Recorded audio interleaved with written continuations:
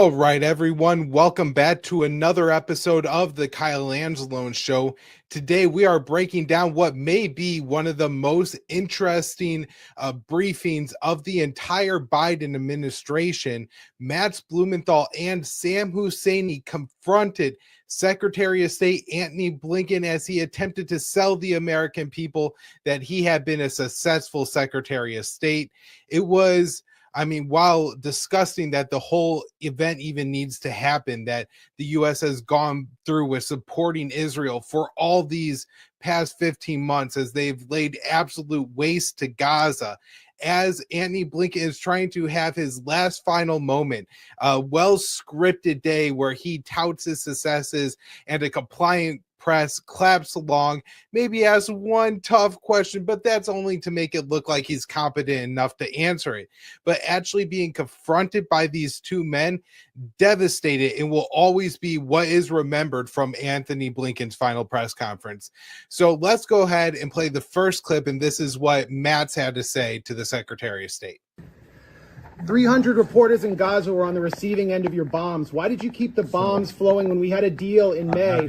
We all knew we had a deal. Everyone in this room knows we had a deal, Tony, and you kept the bombs flowing. Why did you sacrifice the rules-based order on the mantle of your commitment to Zionism? Why did you allow my friends to be massacred? Why did you allow my friends' homes in Gaza to be destroyed when we had a deal in May?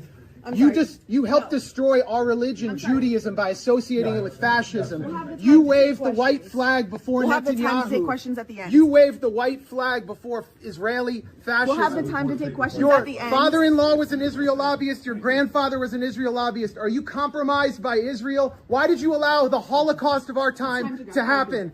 How does it feel to have your legacy be genocide? How does it feel to have your legacy be genocide? You too, Matt. You smirked through the whole thing every day. You smirked through a genocide. Thank you.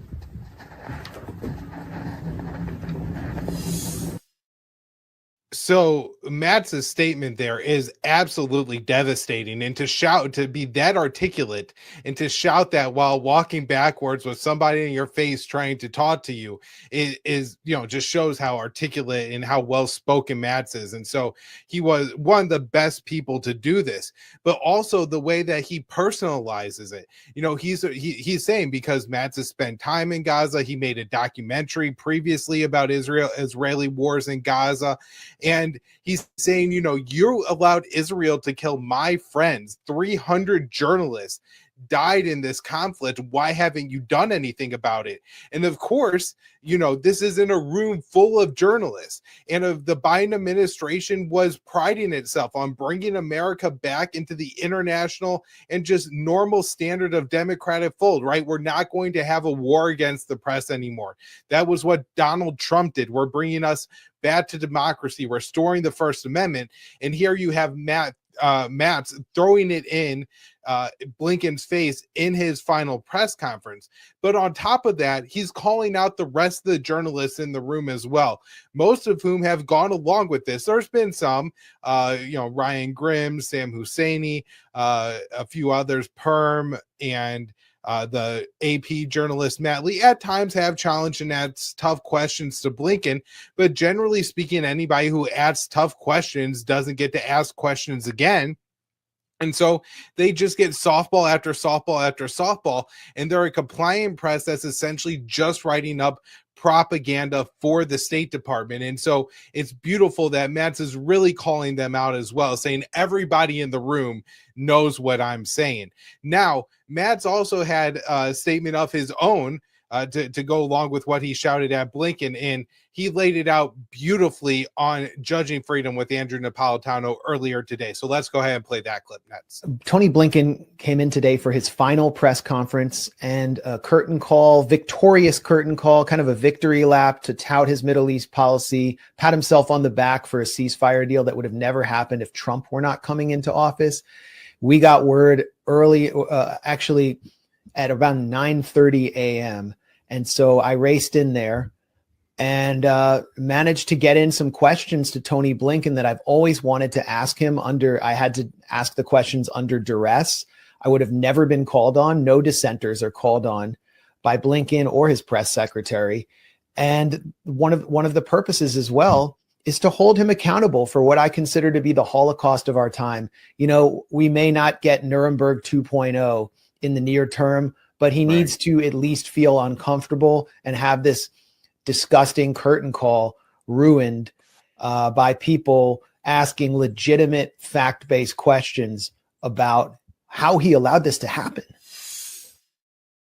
So, as I said before, beautifully stated by Matt. And one of the other things he mentions there is that he calls this a Holocaust of our time. And in his statement to Blinken, you know, he brings up that you're destroying our faith. And so, while they like to dismiss people who say, you know, denounce Israel or who oppose the U.S. policy towards Israel as being anti-Semitic, but Matt is saying, I'm coming at this from a Jewish perspective.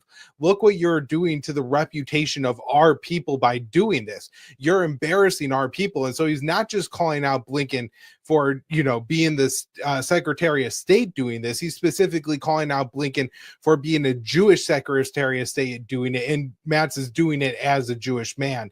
And so I think that's even more of a blow to Blinken.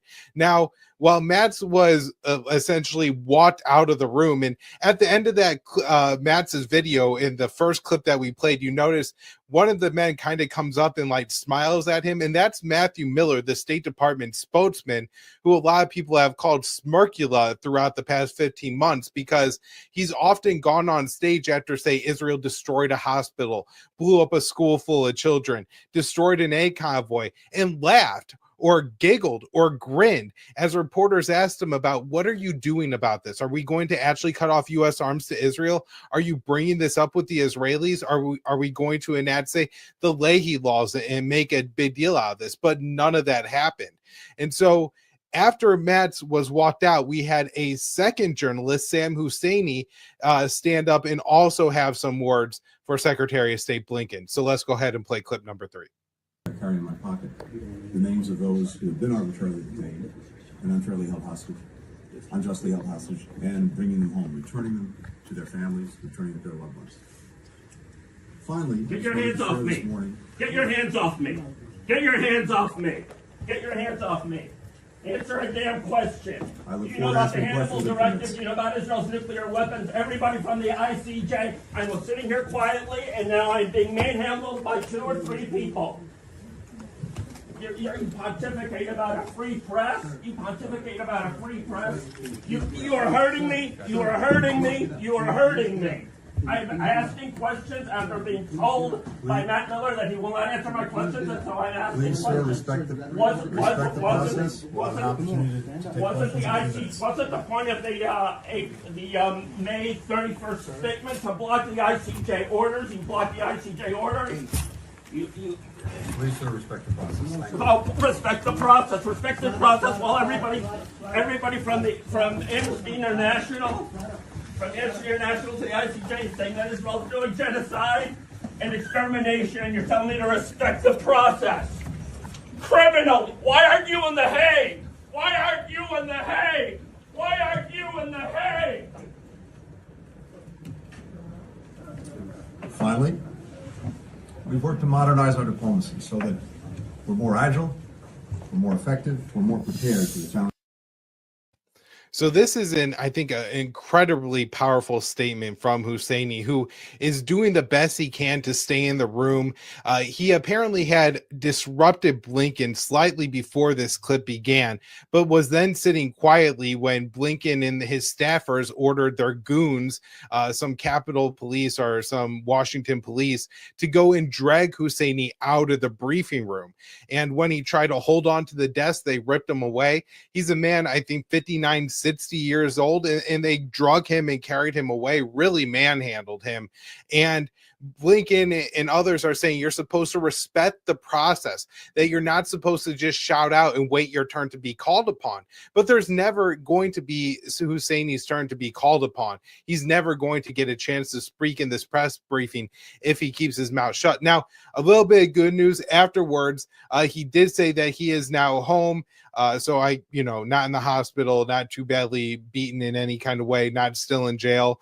But he put out a tweet just trying to clarify some of the things that he's trying to say, because it's obviously quite hard to articulate the point you're trying to make when people are carrying you out of the room and ripping you away from the desk that you're sitting at. And so one of the questions and one of the things that he brings up, aside from the conflict in Gaza, that's really important, is he asked Blinken about why do you not even acknowledge Israel's nuclear weapons? And the point behind this is Israel has an undeclared nuclear weapons program. They are not a part of the nuclear proliferation treaty, and by American law, a country with an undeclared nuclear weapons program that's not monitored, that's not a party of the NPT, the international kind of governing treaty on nuclear weapons, countries such as North Korea are also not members of the NPT and have a nuclear weapons stockpile. So Israel's in the class with Pyongyang there. We're not supposed to give them military aid. And yet everybody knows that over the past year, the U.S. has provided Israel with $22 billion in military aid. And so it's just one example where the U.S. year after year, administration is, this was the Trump administration, the Obama administration, the Clinton Bush administrations, that Israel had a nuclear weapons stockpile, yet we continue to give them billions of dollars in military aid every year. And so that's a really important who brings something that the State Department will never even address or talk about. Additionally, he's saying everyone from Amnesty International, the ICC, the ICJ, everybody knows that this is a genocide, that this has been widely acknowledged, and yet you're going to pretend it's not. You're going to continue to send U.S. arms and weapons to Israel. This is absolutely disgusting. And again, we could go over everything that we've been over and seen time and time again over the past 15 months about how Israel conducts war crimes. And then it's really the State Department that at most an Israeli lobbying law firm that, Blinken is in charge of, and he has Matthew Miller out there as his PR spin team. And they just come up and they spin and wash away every single Israeli war crime, and that is now left 64,000 at the bare minimum Palestinians dead from the violent portion of the conflict. That doesn't include likely the hundreds of thousands dead from the indirect causes of the war, the siege not letting aid into Gaza. Blinken just at the beginning of October had signed a letter for the Israelis demanding they had a minimum of 350 aid trucks into Gaza every single day. In December, they were only allowing 71 aid trucks to Gaza a day, a fifth of what the U.S. was asking for. And Blinken has nothing to say about it. He is such a spineless coward and has just authorized the Israeli genocide every way and deserves this and so much more. If he's not actually going to end up jailed for what he's done, at least he should be publicly ridiculed and shamed for supporting this genocide. Now, there's been a lot of talk in recent days about a potential ceasefire in Gaza, and it seemed very close and then very far away and then close again, and now it does seem that ceasefire is going to happen. So I think it's really worth looking into. Now, when we're talking about the ceasefire, we have both Biden and Trump attempting to take credit for it. And we have this article here from my colleague at antiwar.com. The headline is, Arab officials say Trump envoy did more to pressure Israel in one meeting than Biden did all year. And Dave writes, President-elect Donald Trump's incoming Middle East envoy, Steve Witkoff, did more to pressure Israel to agree to a hostage and ceasefire deal in one meeting with Prime Minister Benjamin Netanyahu than President Biden did in an entire year, two Arab officials have told the Times. Witkoff met with Netanyahu in Jerusalem on Saturday and got him to make concessions, which the Israeli media said was a deciding factor that led to the ceasefire that was announced on Wednesday. Now, Thursday morning, Netanyahu comes out and says, my government's going to hold a vote on it today as planned. So initially, there was supposed to be a vote today by the Netanyahu government to approve the ceasefire. then a 24-hour review period, and then the ceasefire kicks in on Sunday. Now that vote has been backed up to Friday, but apparently they are still going to implement the ceasefire on Sunday. The ceasefire is supposed to be in 3 phases, but only the first phase has been worked out in detail. And so I think there's a lot of fair questions to ask about how long this ceasefire is actually going to go, and if it's really a ceasefire or more or less just a minor hostage deal. And so the first phase of the ceasefire is supposed to last 42 days, and 33 Israeli hostages will be released by Hamas at that time. Now, depending on how many of those hostages are living will depend on how many Palestinian prisoners Israel releases during that time. Additionally, during this 42-day period, the Israelis are supposed to allow 600 aid trucks into Gaza every single day. Now, we will see what happens. I really don't believe that the ceasefire makes it all of this full first 6 weeks, and that phase 1 is the only phase of the ceasefire, and that after Israel gets back a bulk or all of these hostages, the war will resume. Now, it's possible that won't happen, and that we do enter into phase 2 of the deal, which is supposed to be the Israeli withdrawal from Gaza, the military withdrawal from Gaza, and in exchange, the Palestinians will be able to travel throughout the Gaza Strip, unworried about being killed by Israeli forces, and the Hamas will release the rest of the Israeli hostages or the bodies that they still hold at that time. And then that's, an undetermined period. And then phase 3 of the hostage deal would be finally the ultimate Israeli withdrawal from the buffer zones around Gaza, and then the reconstruction of Gaza, something I don't believe Israel is ever going to allow to happen. And so now I really believe we are looking at the Trump administration did bully, and that Trump should be given credit for bullying Netanyahu into taking this hostage deal for at least the short period of time that's going to exist. I don't think Biden was ever going to put enough pressure on Netanyahu, but I guess Biden does, because he gave some interesting remarks at a press conference about who should get credit. Let's see Biden's clip here. Thank you. In the how many Americans will be released when the hostages are being released? All the exact detail of how many people are being held, how many bodies will be returned and less, will all be forthcoming. All of it, all of it. Thank you. This deal will hold. I'm confident. Thank you. Folks, credit for this, Mr. President, you or Trump? Is that a joke? Oh, thank you. I mean, it's a very Biden way to end his presidency. He has this big press conference. He announces this big ceasefire deal that he claims he's responsible for. And then when the press asks him if Trump deserves any responsibility, because, the information that we're getting from the Israelis, from Arab sources, from American sources, is that it was the Trump administration that did put pressure on Netanyahu to accept this deal. Apparently, Witkoff was dispatched to Israel on the Sabbath, when Netanyahu typically refuses to do any business whatsoever. And he pressured Netanyahu into not only taking a meeting, but then to inform Netanyahu of the situation. It wasn't a debate. It wasn't a discussion. He said that Donald Trump wanted Netanyahu to take the deal, and Netanyahu was expected to do so.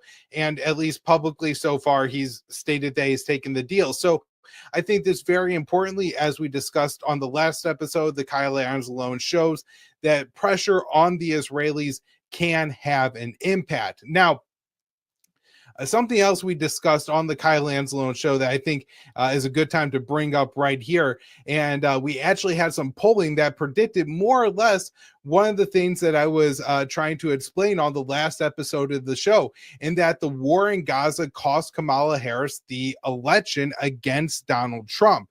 And so YouGov did a survey, and they asked voters across the country, including in swing states, what was the issue that caused you to vote for. And I guess that if you were a Biden voter in 2020, but then you didn't go out and vote for Kamala Harris. What was the issue that caused you not to vote for Harris? And 29% of Americans said ending Israel's violence in Gaza. And that was the number one answer. Over a 4-year period of record inflation, that was the bigger issue than the economy, I think is extremely telling. I think most of the time presidential elections don't come down to foreign policy. It's typically domestic issues, but here may be a clear shining example that the 2024 election actually did come down to foreign policy. And had Kamala Harris been even willing to break in rhetoric from the Biden policy of unfettered military support for Israel, as international aid agencies were saying, this is a genocide, that the Palestinian people are starving to death. There are no more homes. There are no more shelters. Bakeries have been destroyed. The mosques have been destroyed. It's been absolutely devastated. People are being blown up with 250, 500, 2,000 pound bombs while they sleep in their tents at night. This is absolutely unacceptable. Nobody should be supporting this. And yet the Biden administration continued not only to support it, but to do everything they can to give Israel everything they needed so they could keep it going month after month after month, and expand the war to Yemen, to Syria, to Lebanon, to Iran. So major escalations that the U.S. supported here. Now, again, this was true in swing states. For the swing states where I think Pennsylvania, Arizona, Michigan, and Wisconsin were the four that had gone blue, had gone for Joe Biden in 2020, and then swung red in 2024. In those four states, once again, this was the top issue for voters on why they did not turn out for Kamala Harris. So I think this is pretty definitive proof of the point I was trying to make on the last show, that the war in Gaza really did have a significant impact on the election. And if Joe Biden or anybody in the White House, Blinken, Sullivan, Harris, had even a little bit of spine, even to stand up to Netanyahu one time, to tell Netanyahu one time, you will accept this ceasefire deal. There are no conditions. Israel relies on America. You cannot wage this war without us. Everybody in this room knows it. And so you will do what we say here. Had they done that, Kamala Harris would be the next president of the United States of America. Maybe Anthony Blinken wouldn't be losing his job as Secretary of State. Maybe he just continues into the Kamala administration. But no, they were just so committed to Tel Aviv through all of this. Now, of course, we also have Anthony Blinken very recently admitting that it has essentially, in large part, all been from nothing, even from the Israeli perspective. So let's hear what Blinken has to say about Hamas's current fighting strength. Each time Israel completes its military operations and pulls back, Hamas militants regroup and reemerge because there's nothing else to fill the void. Indeed, we assess that Hamas has recruited almost as many new militants as it has lost. That is a recipe for an enduring insurgency and perpetual war. The longer the war goes on, the worse the humanitarian situation gets in Gaza.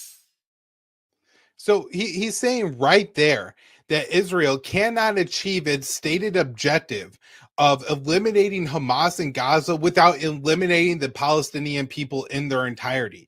He's identifying the problem is that when you kill large numbers of people's families, they will take up arms against you. When you give them nothing else, when you take away their jobs, their mothers, their children, their homes, their cars, their communities, their mosques, their schools, they have absolutely nothing. They will fight you. They will go to war against you, even if they are going to war with sticks and stones and you have a modern military.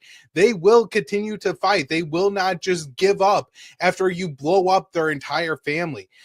Story after story after story that you read from Palestinians who have lived the past 15 months in Gaza. They talk about encountering children who were outside playing when a bomb was dropped on their home, and every single member of their family was dead. their mother, their father, their grandparents, their siblings, all gone in an instant. And what is that going to do not only to that child, but every single Palestinian who hears that story and realizes it could be their family that's next door them that are blown up in an Israeli airstrike, and everybody or just a single person is left. And so before we end the show today, I just want to make it clear that I don't think that this hostage deal is going the full length, and neither does the Trump administration. The incoming National Security Advisor, Mike Waltz, recently made this very clear. So let's play this clip. And you've said every member of Hamas should be killed. Pete Hegseth today at the confirmation hearing was asked by Senator Cotton something related to Israel, and he said every last member of Hamas should be killed. So from your standpoint, the incoming administration's policy is still Hamas cannot have a role in governing Gaza. Hamas can't have a role. ISIS doesn't have a role. Al-Qaeda doesn't have a role. No, of course not. And it astounds me that people try to put them in some type of special category. These are hostage-taking, murderous, rapist, torturers that never should ever have any role in governing. Some would try to kind of point to the practicality. I don't think any of that is practical. None of it's acceptable. And we shouldn't subject the Palestinian people to that either. We shouldn't sell them short. They're, look, many of them, as we know, have been brainwashed. But we'll never get to a better future. We'll never get to a truly stable region if we don't carve out this cancer. I mean, this clip from Waltz is truly psychotic for a number of reasons. One, as Blinken just pointed out, Hamas has not been degraded. So if the goal is to eliminate Hamas, the past 15 months of utterly destroying the Gaza Strip, leaving hundreds, tens, if not hundreds of thousands of dead, has gotten Israel no closer to that goal than they were on October 8th. And so that's deeply troubling. Number two is he laughs and he's like, of course we can't have Hamas or ISIS or Al-Qaeda govern the Gaza Strip. And yet you actually have Al-Qaeda now ruling Syria. So if we're really concerned about jihadist organizations taking over geographic areas, let's start first in Syria, where the Biden administration just won a war for the jihadist side. And then finally, as he mentions there, and this is something that we hear time and time again, they pretend that this is an empathetic point to the Palestinians, that, oh, we're going to liberate you from your Hamas dictators. They've only been liberated from their lives, from their food, from their families. They haven't been liberated from anything else. They live lives of absolute squalor now because of what Israel, backed by the United States, did in Gaza. And so we should be absolutely opposed to all of this. And hopefully the Trump administration is this is just bluster, but my guess is that they're serious in their absolute commitment to Israel moving forward. Thank you all so much for listening to the Kyle Anzalone Show today. We've been getting fantastic feedback from the audience, and we really appreciate you taking the time to like, share, and comment on the shows. I do read all the comments, and I know a lot of you had some positive things to say. So any other feedback you got for this show, I really appreciate, and we'll see you all with another episode soon.